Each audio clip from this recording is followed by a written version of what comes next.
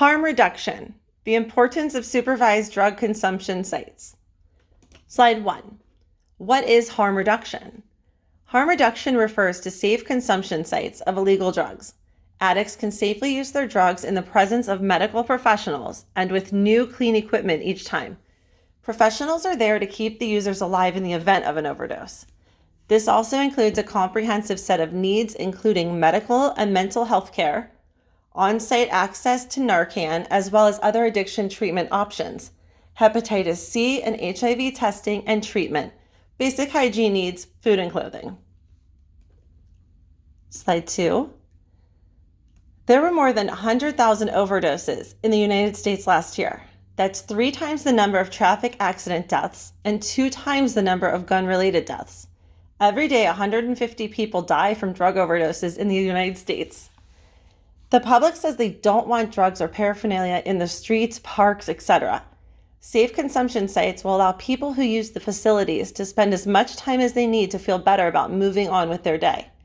While the staff allows people to use their own drugs safely, they are simultaneously building relationships.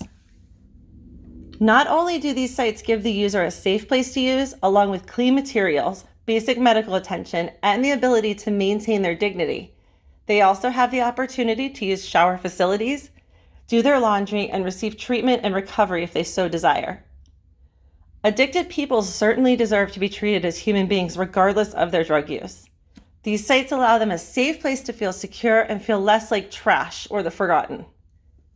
Abstinence is not the only measure of success. We need to accept this as a fact or a hard truth even.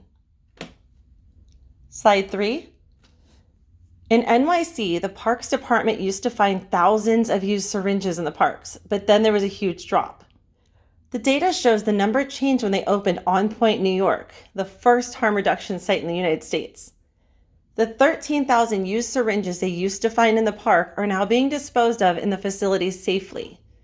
This has also helped reduce infections that landed addicts in hospitals due to reusing needles. Also, imagine a child picking up a used syringe in a park. There may be drug residue inside. There's a risk of HIV or hepatitis infections, etc. These sites safely dispose of used needles, ultimately keeping them off the streets. Slide 4. What's keeping us from wholeheartedly embracing harm reduction is not the lack of science, not the lack of data. We have those. It's stigma. Plain and simply put, people use drugs to escape pain.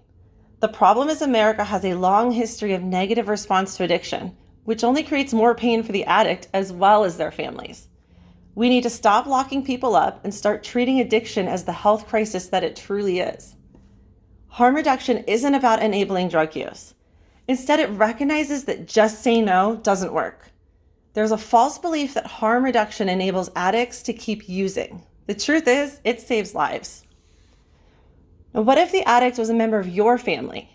Would you prefer they use in the streets, in abandoned warehouses, etc., where they could possibly overdose and die?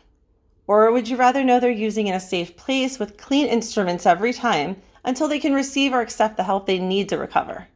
Try to put yourself in that addict's shoes. Just something to think about. Thank you very much.